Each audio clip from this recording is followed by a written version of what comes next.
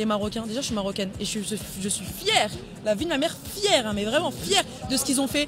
Mon peuple, mon pays, dis-moi Maghreb, ce qu'ils ont fait à Amsterdam, quand ils les ont... C'est quand même intéressant le fait qu'elle appuie c'est-à-dire le fait qu'elle soit marocaine. Je suis fier, la vie de ma mère, fière. Pourquoi tu as besoin d'appuyer sur le fait que tu sois fier d'appartenir à un peuple, en fin de compte. En fait, on t'a rien demandé, t'es là, t'es en train de te justifier sur le fait que, oui, je suis fier, la vie de ma mère, je suis fier, et si tu me crois pas, je te décapite, je suis fier, je te dis, fier. Pourquoi faire? Pourquoi faire? C'est quoi ce truc de vouloir, tu vois, être systématiquement associé à ce genre de choses? Au-delà du fait que ça soit mauvais et qu'on on se pose des questions sur sa vision des choses, mais pourquoi vouloir systématiquement être associé à cela? C'est un peu comme si on lui avait, pendant toute sa vie, expliqué que, à un moment donné, lorsque tu fais quelque chose, tu dois le faire pour ton peuple. C'est ce truc de communautarisme. Systématiquement, ce que tu fais, ça doit être pour ton peuple. Et en soi, tu sais, on pourrait trouver ça intéressant, déjà, ne serait-ce que sur les Français, tu sais, qu'ils soient un peu plus patriotes, tu sais. Et c'est bien dans un sens. C'est bien dans un sens. Mais dans l'autre, c'est toujours pour être associé à des méfaits, à des crimes, à de la sauvagerie, littéralement. C'est toujours terrible ce genre de situation. Petite vidéo aujourd'hui, du coup, je vais réagir à 3 vidéos TikTok. Comme vous le savez, je supporte pas ça, mais il faut le faire. C'est parti.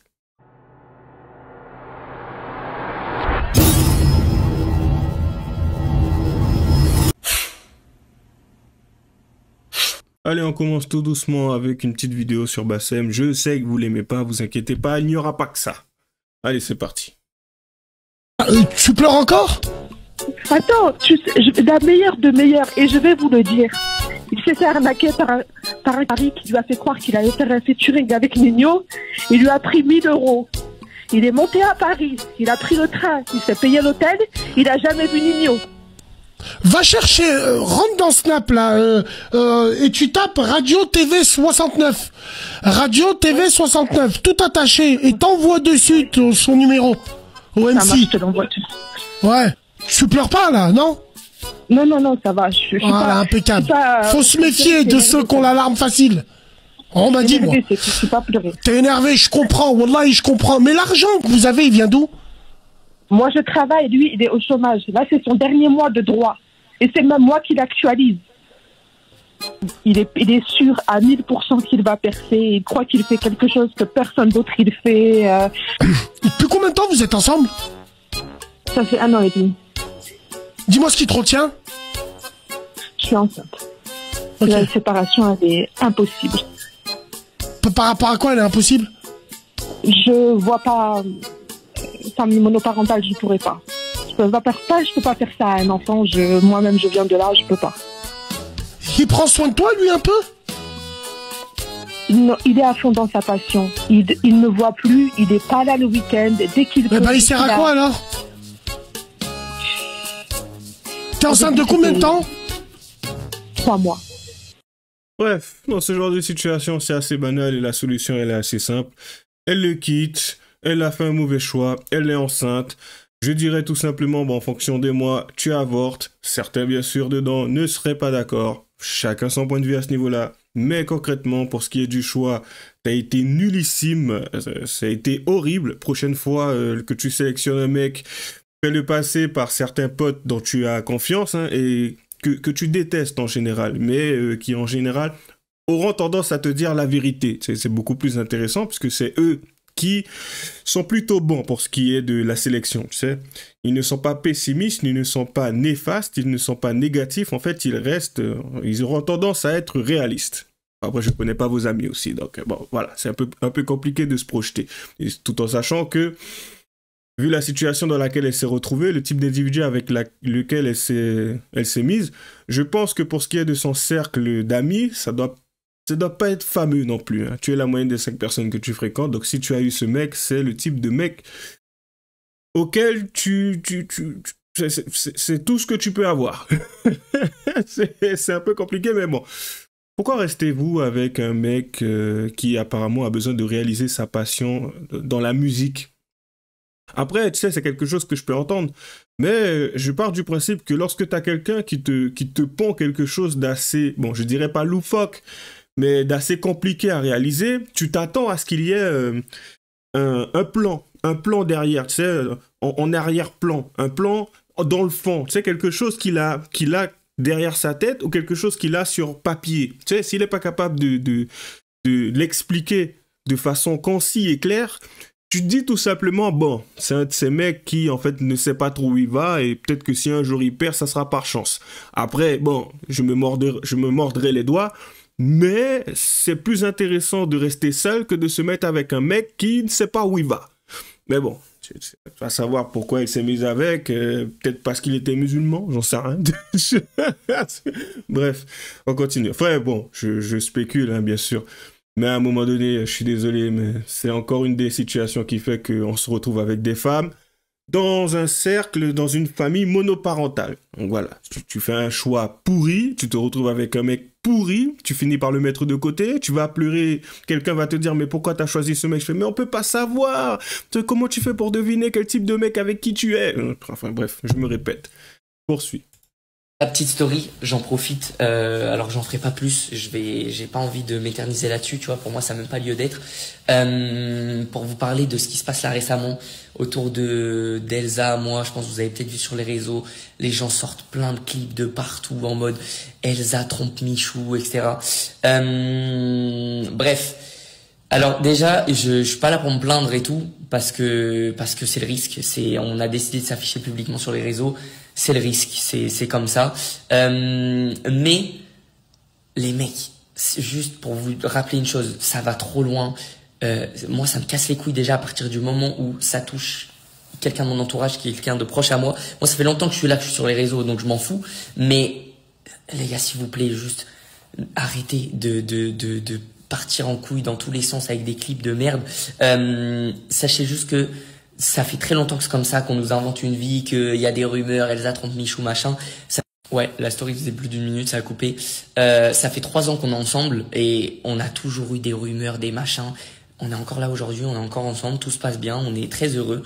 Donc voilà, juste pour vous tenir au courant que non les gars, vous sortez des vieux clips de son contexte et vous partez en couille tout seul en mode ouais machin, elle a fait ça donc ça veut dire que non. Vraiment. Quand un qui se berce d'illusions. Après, vous savez, je suis pas là pour déblatérer sur le fait que sa copine le trompe ou pas, ça je m'en fous. C'est Michou, j'en ai entendu parler brièvement, mais je ne le connais pas vraiment. Mais littéralement, comme il l'a dit, à partir du moment où tu t'exposes sur les réseaux sociaux, je sais pas à quoi tu t'attends, mais le fait que les choses se passent ainsi, je sais pas pourquoi tu es là en train de te plaindre. Donc en fait, il est un peu contradictoire et ça donne aussi un petit un petit aperçu de qui est l'individu, puisque en fin de compte, il est un peu émotif. Je sais, je connais les risques, je me plains pas, mais en fait j'aime pas ça, mais je me plains pas. D'accord, bon enfin, t'inquiète pas, on a bien compris quel type de personne tu es. Comme quoi, gagner de l'argent, ça ne t'aide pas spécialement pour ce qui est je dirais, de la spiritualité, pour ce qui est des pensées, pour ce qui est de l'intelligence en somme. Je dis pas qu'il est bête, c'est pas ce que je dis. Ce que je veux dire par là, c'est que il me semble être quelqu'un d'assez naïf. Et en même temps, quelqu'un qui peut partir un peu en freestyle. Donc voilà, je le connais pas vraiment, mais pour la petite vidéo qu'il vient de faire et ce dont j'ai entendu parler, moi je pense qu'il devrait avoir une très grosse discussion avec sa copine. À un moment, tu sais, les comportements, l'attitude, autant certaines personnes le constatent sur les réseaux et on rigole, mais tu sais, à un moment donné, c'est comme ça que ça se passe dans la vraie vie. T'as quelqu'un qui vient, qui te parle d'un facteur plutôt significatif, qui pourrait laisser penser que il y a quelque chose de bizarre. Certains vont l'associer à un instinct, tu vois. Ah, mon instinct me dit quelque chose. Mais en fait, la personne a constaté quelque chose, mais elle va l'associer à un ressenti. Bon, après, peut-être qu'elle n'arrive pas à le décrire. Et du coup, moi, je pars du principe qu'à un moment donné, si tu te poses des questions, dans ce cas-là, au lieu de les garder pour toi, pose tes questions.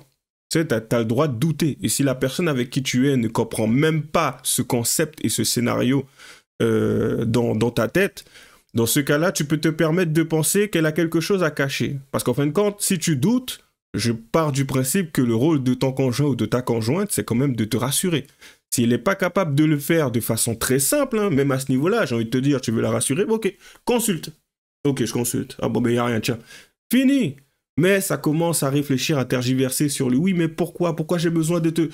si tu as besoin de réfléchir ou de déblatérer avec moi pour savoir si tu as besoin Enfin, si tu peux me montrer concrètement que ce que je pense, c'est faux, dans ce cas-là, pourquoi poursuivre? Ça veut dire qu'à chaque fois que je me sentirai pas rassuré par quelque chose, tu vas commencer à tergiverser pour pouvoir essayer de me montrer, ou en tout cas de me rassurer à ce niveau-là.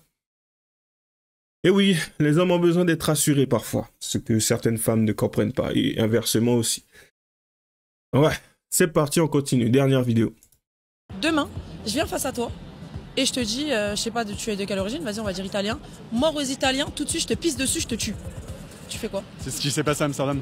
Pourquoi ils ont réagi, les Marocains? Déjà, je suis marocaine et je suis fière, la vie de ma mère, fière, hein, mais vraiment fière de ce qu'ils ont fait. Mon peuple, mon pays, dis-moi Morlaix, parce qu'ils ont fait à Amsterdam. Quand ils les ont chassés de là-bas comme des... T'as vu quand c'est pas des femmes et des enfants? Ils courent, hein, quand c'est pas des femmes et des enfants. Sur Amsterdam. Ils courent. Et Amsterdam, ils ont couru comme des grosses merdes, parce que c'est des grosses merdes. Ça aussi, c'est quand même intéressant le discours qu'elle vient de tenir, parce que... Tu sais, j'aime bien ces gens qui essayent de s'approprier une action qui a été mise en place, peu importe l'endroit. Hein. Oui, ils ont fait ça. Moi, je suis de ce peuple-là et je suis fier de ce qu'ils ont fait. Oui, mais tu n'as rien fait. Ça ne te concerne pas. Tu sais, tu as beau vouloir essayer de t'attribuer quelque chose que tu estimes être bien, même si ça ne l'est pas, mais ça ne te concerne pas. Et en fin de compte, tu sais, ça me fait toujours rire, tu sais, cette personne qui veut essayer de prendre « Ah ben tiens, mon peuple, il a fait ça. Ah ben tiens, mon équipe, elle a fait ça. Ah ben tu sais, en fait, ce n'est pas vous. » Parce que concrètement, toi, dans cette situation, tu n'aurais peut-être pas eu le même discours, peut-être pas eu la même réaction, et voire même, on aurait pensé que tu es incapable de faire preuve de courage. Mais on a énormément de personnes qui, tu sais... apprécient cela, voire même vont se gargariser à l'idée que, ouais, ben tu sais, ce sont des personnes de mon équipe, certes, mais eux, ils ont fait le taf. Toi, tu n'as rien fait du tout. Donc, ok, hein, tu cherches peut-être à avoir l'approbation des personnes que tu valorises, c'est cool. Mais j'espère que ces personnes-là auront, je sais pas pourquoi je pense à outrecuidance, ces personnes auront cette idée, c'est cette idée un peu simple de se dire, ok, on a bien compris que tu cherches à nous valoriser et à nous mettre en avant, mais fais pas comme si tu faisais partie de la fête. Ça ne te concerne pas. Et pourquoi je le dis, pourquoi je mets cela en avant et pourquoi je reste pas sur les propos qu'elle a tenus? Parce que les propos qu'elle a tenus, ce n'est pas la première fois que je vois ce genre de choses arriver. Par contre, j'aime bien dissocier justement, tu sais, le chien méchant, le vrai chien méchant, de celui qui ne l'est pas vraiment, quoi. Et qui en général va essayer de s'accaparer les différents méfaits des personnes, les méfaits commis des personnes qui font partie de son groupe ou de son équipe, concrètement. Donc voilà. Donc c'est bien pour dissocier. Elle, bon, elle n'est pas méchante, hein, je ne pense pas qu'elle le soit. Par contre, oui, elle mériterait de terminer en prison, ne serait-ce que pour les propos qu'elle a pu tenir. Mais, enfin, selon moi, bien sûr. Ça reste selon mon point de vue. Mais ce n'est pas quelqu'un de méchant. Bon, enfin bon, comme d'habitude, lâchez les j'aime pas, les commentaires. Les liens seront dans la description. Bonne chance à nous. À la prochaine.